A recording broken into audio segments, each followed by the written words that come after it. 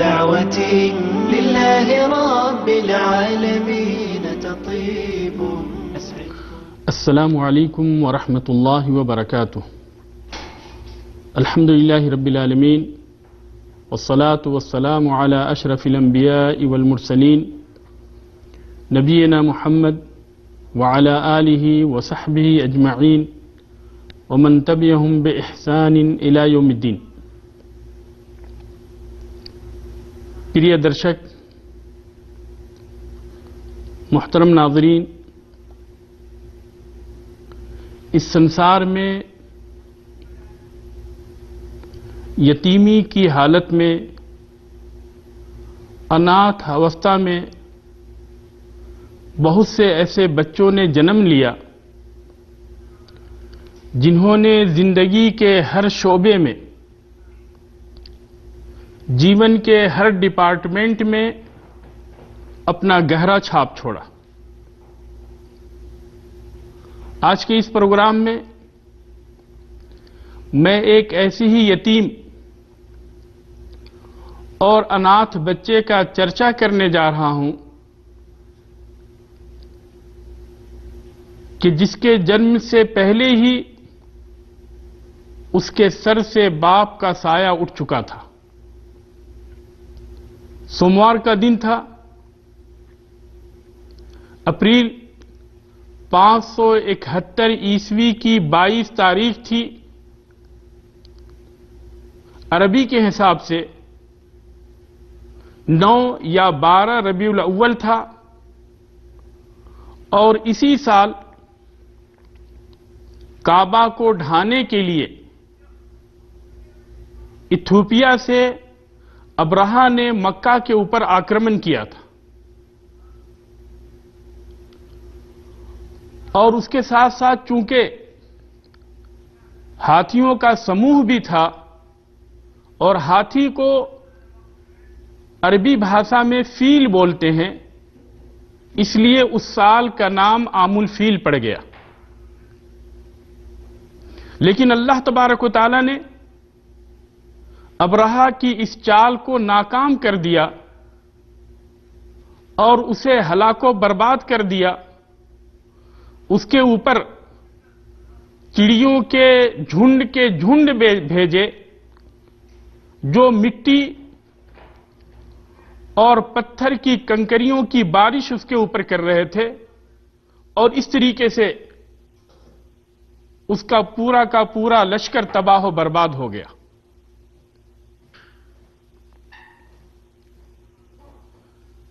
عرب جنجاتی کا یہ دستور تھا کہ وہ اپنے نوجات شیشو کو دودھ پلانے کے لیے دیہات سے آنے والی عورتوں کو سونپ دیا کرتے تھے. جس سال اس اناتھ بچے کا جنم ہوا، اس سال بھی دیہات سے بہت ساری مہیلائیں آئیں تاکہ شہر سے بچوں کو لے جائیں اور انہیں دودھ پلانے کے ذریعے سے انہیں کچھ آرتھک سہایتا حاصل ہو جائے. لیکن ان میں سے کسی نے بھی اس اناتھ بچے کو اس لیے نہیں لیا کہ یہ بچہ جو ہے اناتھ تھا، اور اگر اس کو لے کر جاتی ہیں تو اس کے بدلے میں جو انہیں سہایتا ملے گا وہ بہت ہی کم ہوگا. انتتہ حلیمہ سعدیہ نامی ایک مہیلا نے، جسے کوئی بچہ نہیں مل سکا تھا، اس بچے کو گود لے لیا. لیکن جیسے ہی اس نے اس بچے کو گود لیا، اس کے اوپر اس بچے کی برکت اور اللہ تبارک و تعالیٰ کی ایسی کرپا ہوئی کہ وہ اپنے لیے اس بچے کو فخر سمجھنے لگی. اس بچے کو گود لینے کے ساتھ ہی جب وہ اپنے ڈیرے پر واپس پہنچی تو انہوں نے دیکھا کہ ان کی چھاتی دودھ سے بھرا ہوا ہے، جبکہ اس سے پہلے کی حالت یہ تھی کہ خود ان کا ایک بچہ بھی تھا، دودھ پیتا بچہ تھا، لیکن دودھ اتنا کم ہوتا تھا کہ وہ بھوک کے کارن پوری رات جاگتا رہتا تھا، روتا رہتا تھا اور ماں باپ کو بھی جگائے رہتا تھا۔ لیکن اس بچے کو لے کر آنے کے ساتھ ہی حلیمہ نے اپنے اندر یہ چینجنگ فیل کی، اور اس رات دونوں بچوں نے پیٹ بھر کے دودھ پیا اور آرام سے پوری رات گزاری۔ ان کے ہسبینڈ جب اونٹنی کے پاس گئے تو دیکھتے ہیں کہ اونٹنی کا تھن دودھ سے پھٹا جا رہا ہے۔ انہوں نے اتنا زیادہ دودھ دوا کہ دونوں ہسبینڈ اور وائف پیٹ بھر کے دودھ پیے اور آرام سے پوری رات گزاری۔ صرف یہی نہیں، بلکہ حلیمہ سعدیہ جب اس بچے کو لے کر اپنے علاقے کو واپس لوٹ رہی تھی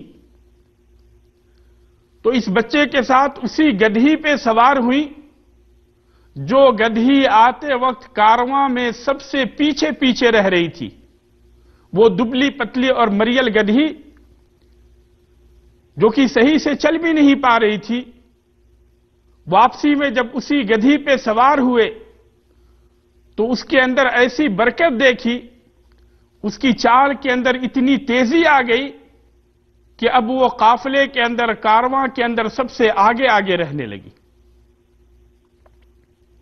ان کے علاقے کے اندر آکال پڑا ہوا تھا، چرنے کے لیے چارہ نہیں تھا، جانور کھیتوں کو جایا کرتے تھے لیکن خالی پیٹ آیا کرتے تھے، لیکن ان کی بکریاں جب نبی کریم صلی اللہ علیہ وسلم کے آنے کے بعد، اس اناتھ بچے کے آنے کے بعد جب ان کی بکریاں چرنے کے لیے جایا کرتی تھی تو ان کا تھن دودھ سے بھرا ہوا تھا، کوکھ پھولی رہتی تھی اور تھن دودھ سے بھرا رہتا تھا۔ اور اس طریقے سے وہ لوگ انہی بکریوں سے دودھ دوہ کر پیٹ بھر کے پیا کرتے تھے، جبکہ باقی لوگوں کو دودھ کا ایک قطرہ بھی میسر نہ ہوتا تھا۔ 2 سال کی جب مدت پوری ہو گئی تو اس کے بعد حلیمہ نے اس بچے کو دودھ پلانا چھوڑا دیا اور انہیں ان کے ماں کے پاس لے کر واپس لوٹی۔ لیکن انہوں نے جو ان کے اندر برکت دیکھی تھی، اس کے کارن ان کی ماں سے یہ انومتی چاہی کہ کچھ دنوں کے لیے اور انہیں حلیمہ کے ساتھ ہی رہنے دیا جائے، اور انومتی ملنے کے بعد جب انہیں واپس لے کر اپنے وطن کو لوٹی تو تقریباً 2 سال کے اندر اس بچے کے سینے کو چیرنے کا واقعہ پیش آیا۔ یہ گھٹنا گھٹا جب یہ بچہ دوسرے بچوں کے ساتھ کھیل رہا تھا کہ اسی دوران اللہ تبارک و تعالیٰ کے ایک فرشتہ آیا، عیش دوت آیا، جبریل آئے، جنہوں نے اس بچے کو زمین پہ لٹایا اور لٹانے کے بعد اس کے سینے کو چیرا اور چیر کر سینے سے دل کو نکالا، اور دل کے اندر جو گندگی تھی، شیطانی حصہ تھا، اسے نکال کے باہر کیا، اسے زمزم کے پانی سے دھونے کے بعد پھر اس کو اسی جگہ پہ واپس لوٹا دیا۔ وہ بچے جو اس بچے کے ساتھ کھیل رہے تھے وہ دوڑتے ہوئے ان کی ماں کے پاس واپس گئے اور کہا کہ اس بچے کو قتل کر دیا گیا ہے۔ ماں بھی دوڑتی ہوئی آتی ہے تو دیکھتی ہیں کہ ان کا چہرہ بالکل بدلا ہوا ہے، چہرہ بالکل اترا سا ہے، اور اسی کو انس ابن مالک بیان کرتے ہیں کہ میں سلائی کے اس نشان کو نبوت کے بعد بھی دیکھا کرتا تھا۔ یہ اناتھ بچہ محمد ابن عبداللہ ابن عبد المطلب ابن ہاشم ہے، جنہیں اللہ تبارک و تعالیٰ نے اس کائنات کے لیے رحمت بنا کر بھیجا، جنہیں اللہ تبارک و تعالیٰ نے اس کائنات کا سروشریشٹھ یتیم اور اناتھ بنایا، جسے اللہ تبارک و تعالیٰ نے نور بنا کر بھیجا کہ اس کی وجہ سے چاروں طرف اجالا ہی اجالا ہو گیا، اندھیرا چھٹ گیا اور چاروں طرف اجالا ہی اجالا ہو گیا۔ تو یہ بچہ کوئی اور نہیں، یہ بچہ جو ہے محمد ابن عبداللہ ابن عبد المطلب ابن ہاشم ہے، جو کہ اللہ تبارک و تعالیٰ کے انتم سندیشتا ہیں، اللہ تبارک و تعالیٰ کے انتم رشی منی ہیں۔ جب یہ بچہ پیدا ہوا، جب محمد صلی اللہ علیہ وسلم پیدا ہوئے تو یتیمی کی حالت میں پیدا ہوئے، اور ابھی 6 سال بھی نہیں گزرا تھا۔ ان کی ماں ان کو مدینہ لے کر گئی تھی اور مدینہ سے مکہ کے لیے واپس آ رہی تھی کہ ابوا نامی جگہ پہ ان کی ماں کا بھی دیہانت ہو گیا، ان کی ماں بھی اس دنیا سے رخصت ہو گئی۔ پھر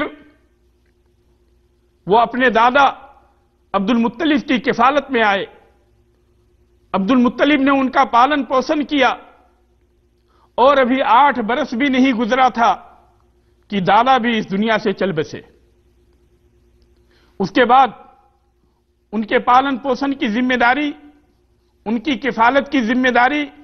ان کے چچا ابو طالب کے ہاتھ آئی، اور ابو طالب نے نبی کریم صلی اللہ علیہ وسلم کا اپنے بچوں سے بھی زیادہ خیال رکھا، اپنے بچوں سے بھی زیادہ انہیں پیار کیا، اور ایک لمحے کے لیے بھی وہ محمد صلی اللہ علیہ وسلم کو اپنی نظروں سے اوجھل نہیں رکھ سکتے تھے۔ اس لیے جہاں کہیں پہ بھی جاتے نبی کریم صلی اللہ علیہ وسلم کو ساتھ ساتھ لے کر جایا کرتے تھے۔ ایک مرتبہ بیپار کے لیے سیریا جانا ہوا، اور جب سیریا کے اندر پہنچتے ہیں تو وہاں پہ بسرا نامی جگہ پہ چرچ کا ایک راہب ان کے پاس آتا ہے، پادری ان کے پاس آتا ہے، اور یہ کہتا ہے کہ انہیں آپ جو ہے سیریا لے کر نہیں جائیں، کیونکہ مجھے ڈر ہے کہ وہاں کے یہودی انہیں قتل کر دیں گے، ان کی ہتیا کر دیں گے۔ اور پھر اس نے نبی کریم صلی اللہ علیہ وسلم کی پیٹھ کے اوپر نبوت کی جو مہر تھی، اس مہر کے ذریعے سے انہوں نے پہچانا اور کہا کہ یہ آنے والے نبی ہیں۔ اس لیے ابو طالب نے نبی کریم صلی اللہ علیہ وسلم کو واپس بھیج دیا۔ نبی کریم صلی اللہ علیہ وسلم نے اپنی بچپن کی زندگی کٹھنائیوں کے ساتھ گزاری۔ آپ نے لوگوں کی بکریاں بھی چرائیں، تھوڑی سی مزدوری پہ نبی کریم صلی اللہ علیہ وسلم نے لوگوں کی بکریاں بھی مکے کے اندر چرائیں، اور اس طریقے سے آپ صلی اللہ علیہ وسلم نے اپنی جوانی کے اندر بیاپار بھی کیا، بزنس بھی کرتے رہے، اور اس پورے زمانے میں نبی کریم صلی اللہ علیہ وسلم اپنی امانت داری کے اندر، ایمان کے اندر، سچائی کے اندر، نیک نیتی کے اندر سب سے زیادہ مشہور ہوئے، اور اسی نام سے متاثر ہو کر، پربھاوت ہو کر خدیجہ رضی اللہ تعالی عنہا، جو کہ عرب کی سب سے شکتیشالی مہیلا تھی، قریش کی سب سے شکتیشالی مہیلا تھی اور بہت بڑی بزنس مین تھی، انہوں نے نبی کریم صلی اللہ علیہ وسلم کو اپنی تجارت کے لیے، بیاپار کے لیے سیریا جانے کے لیے راضی کیا، اور نبی کریم صلی اللہ علیہ وسلم اس چیز کے لیے تیار ہو گئے۔ نبی کریم صلی اللہ علیہ وسلم نے جس خوبی کے ساتھ تجارت کی، بزنس کیا، بیاپار کیا، اور اس کے اندر جس سچائی،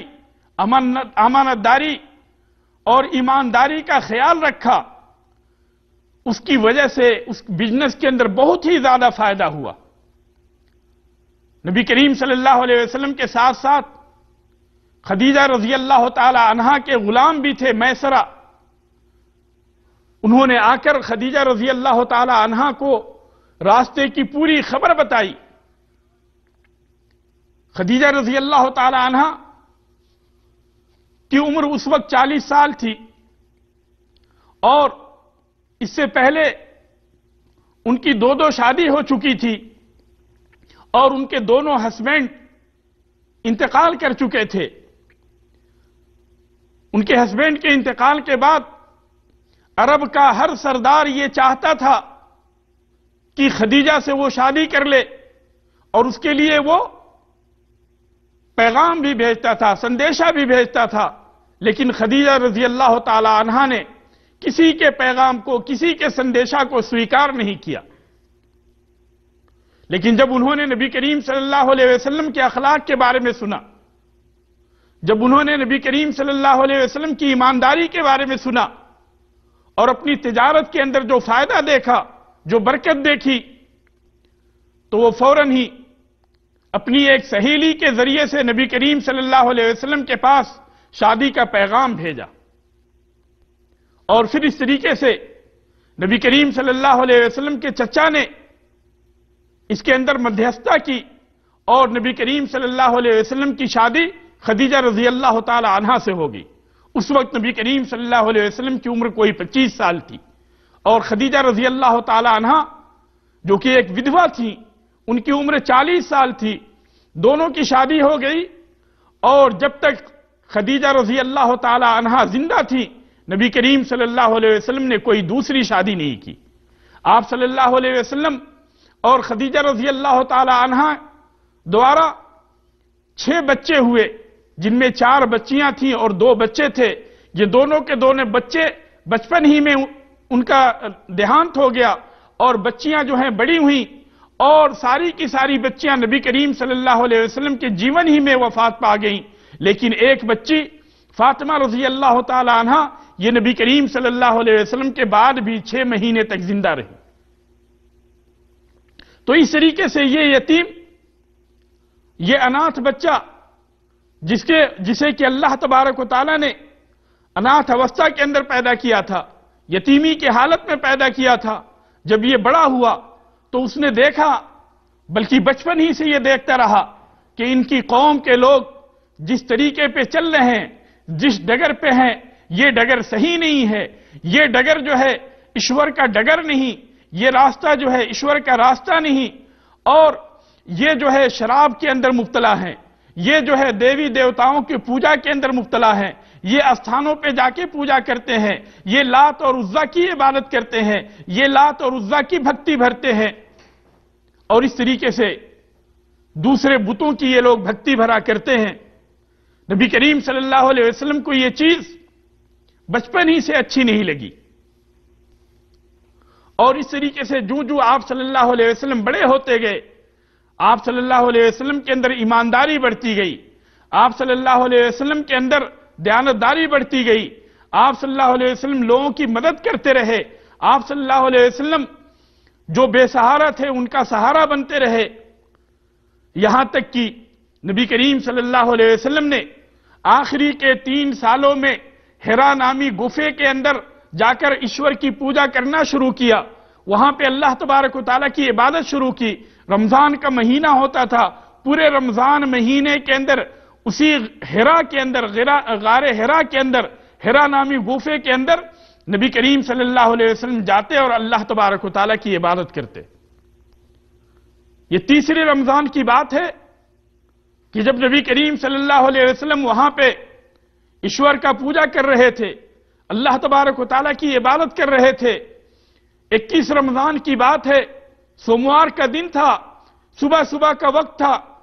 کہ اللہ تبارک و تعالیٰ کا فرشتہ نبی کریم صلی اللہ علیہ وسلم کے اوپر آیا اور آ کر کہا کہ اقرا، کہ پڑھو۔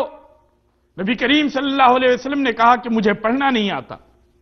اس فرشتے نے نبی کریم صلی اللہ علیہ وسلم کو زور سے دبایا اور دبانے کے بعد میں کہا کہ پڑھو. پھر نبی کریم صلی اللہ علیہ وسلم نے کہا کہ مجھے پڑھنا نہیں آتا. 3 بار اس نے اسی طرح سے کیا. پھر تینوں بار نبی کریم صلی اللہ علیہ وسلم کا یہی جواب ہوتا کہ مجھے پڑھنا نہیں آتا. پھر نبی کریم صلی اللہ علیہ وسلم کو اس نے کہا اقرأ بسم ربک الذی خلق خلق الانسان من علق اقرأ وربک الاکرم الذی علم بالقلم علم الانسان ما لم يعلم. کہ اپنے رب کے نام سے پڑھو جو کہ بہت ہی زیادہ عزت والا ہے، جس نے تمہیں پیدا کیا، جس نے اس سنسار کو بنایا، جس نے انسان کو خون کے لوتھڑے سے پیدا کیا اور اسے قلم کے ذریعے سے تعلیم دی، قلم کے ذریعے سے سکھایا اور وہ ساری باتیں سکھائیں جس کے بارے میں انسان کو کچھ بھی نہیں پتا تھا. نبی کریم صلی اللہ علیہ وسلم اس گھٹنا کے بعد کافی ڈر گئے اور وہاں سے گفا سے ہیرا سے جو ہے اپنی بیوی خدیجہ رضی اللہ تعالی عنہا کے پاس آئے اور آ کے کہا کہ زملونی زملونی، میرے اوپر چادر ڈال دو، میرے اوپر چادر ڈال دو، مجھے اپنی جان کا خطرہ ہے. ان کی بیوی خدیجہ رضی اللہ تعالی عنہا نے کہا واللہ لا یخزیک اللہ ابدا، اللہ کی قسم اللہ تبارک و تعالی آپ کو ضائع نہیں کرے گا، آپ کو برباد نہیں کرے گا. انک لتحمل الکل وانک لتحمل الکل، اس لیے کہ آپ لوگوں کے بوجھ کو ڈھوتے ہیں. وتصل الرحم، آپ صلہ رحمی کرتے ہیں، رشتہ داروں کے ساتھ اچھا برتاؤ کرتے ہیں. اور وتقری الضیف، مہمانوں کی مہمان نوازی کرتے ہیں. وتعین علی نوائب الحق، اور اسی طریقے سے جو لوگ پریشان حال ہوتے ہیں، جو لوگ بے سہارا ہوتے ہیں، آپ ان کا سہارا بنتے ہیں، آپ ان کی مدد کر دیا کرتے ہیں. اللہ تبارک و تعالیٰ آپ کو کبھی بھی ضائع نہیں کرے گا، برباد نہیں کرے گا. اور وہ اپنے کزن کے پاس ان کو لے کر آئیں، ورقہ ابن نوفل کے پاس. جب ورقہ ابن نوفل کے پاس پہنچی، یہ ورقہ ابن نوفل یہ جاہلیت کے اندر دین نصارہ کو قبول کر لیا تھا، نصرانی ہو گئے تھے اور عبرانی زبان میں، عبرانی بھاشا کے اندر توریت کو لکھا کرتے تھے، انجیل کو لکھا کرتے تھے. جب ان کے پاس آئیں تو انہوں نے کہا کہ دیکھیں آپ اپنے بھتیجے سے ذرا پوچھیں کہ کیا معاملہ ہے. جب انہوں نے بتایا کہ میرے ساتھ ایسا ایسا ہوا، یہ گھٹنا گھٹا، تو ورقہ ابن نوفل نے کہا کہ یہ تو وہی ناموس ہے، وہی فرشتہ ہے جو کہ موسیٰ علیہ السلام پہ اترا کرتا تھا. اور کاش میں اس دن جوان ہوتا، میرے جسم کے اندر طاقت ہوتی، جس دن آپ کی قوم کے لوگ،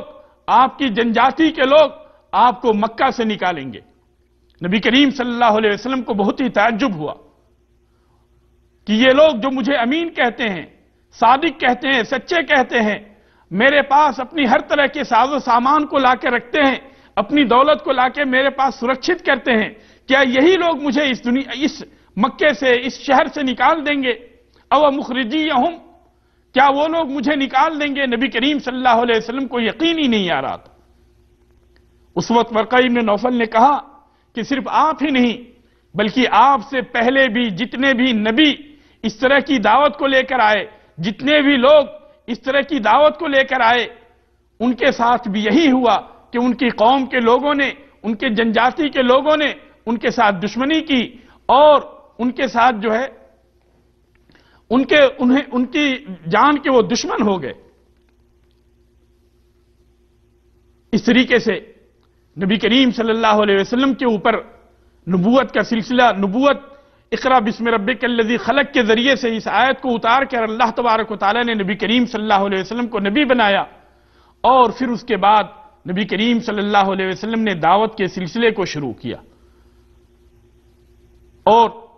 اس وقت سارے کے سارے لوگ نبی کریم صلی اللہ علیہ وسلم کے دشمن بن گئے، لیکن آپ صلی اللہ علیہ وسلم دعوت کا کام کرتے رہے اور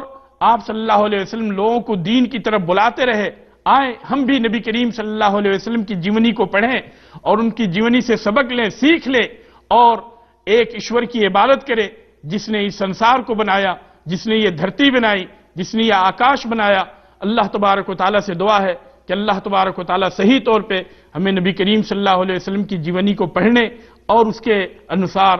کرم کرنے کی توفیق دے. आमीन व आखिर दावाना अल्हम्दुलिल्लाहि रब्बिल आलमीन वस्सलामु अलैकुम व रहमतुल्लाहि व बरकातुहू। تطيب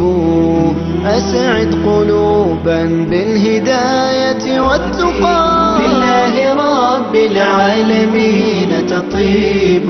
أسعد قلوبا بالهداية والتقى ونر طريقي كي أراه يطيب طيب الحياة بحبنا للدعوة لله رب العالمين تطيب أسعد قلوبا بالهداية والتقى وأنر طريقي كي أراه يطيب وأنر طريقي كي أراه يطيب